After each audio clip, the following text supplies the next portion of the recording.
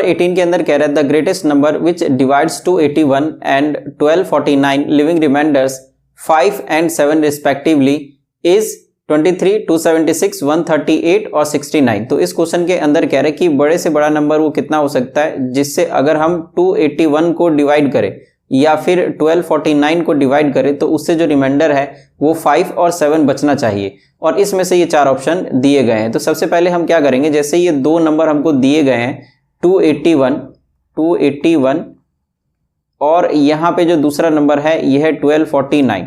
तो अगर हम उस नंबर से इसको डिवाइड करते हैं तो रिमाइंडर 5 आता है और 7 आता है। तो मतलब अगर हम इस 281 में से अगर हम 5 को माइनस करें तो ये आ जाएगा 276 और इस तरीके से 1249 में से अगर हम यहाँ पर 7 को माइनस करें तो ये आ जाएगा 1242।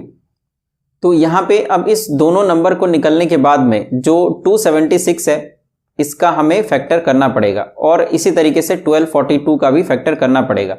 तो यहाँ पे ये हो जाएगा, इसी तरीके से अगर हम 1242 को करें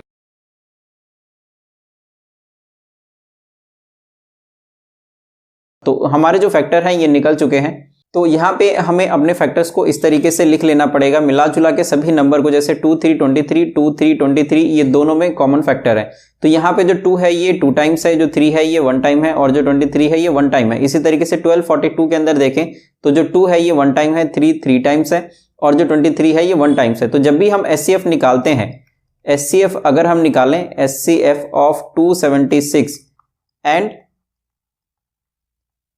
1242 तो इसका जो SCF है ये हो जाएगा, इसमें से जो लीस्ट पावर वाला नंबर है वो, जैसे कि 2 का स्क्वायर है और यहाँ पे 2 की पावर 1 है तो इसीलिए यहाँ पर 2 की पावर 1 ये हो जाएगा। अगर 3 को हम चेक करें तो इसमें से जो लोवेस्ट है ये 3 की पावर 1 है और इसी तरीके से 23 ये कॉमन है दोनों में, तो हम यहाँ पर लिख लेंगे 23 को एज इट इज। तो ये हो जाएगा 6 इंटू में 23 और अगर हम इसको मल्टीप्लाई करें तो ये आ जाएगा 138। तो जो इस क्वेश्चन का जो रिक्वायर्ड आंसर है वो SCF ऑफ 276 और 1242 ही होगा, तो जो कि है 138। तो अगर हम अपने आंसर को चेक करें तो जो ऑप्शन सी है ये हमारा करेक्ट आंसर होगा। तो इस तरीके से ऑप्शन सी इज करेक्ट ये हम लिख देंगे।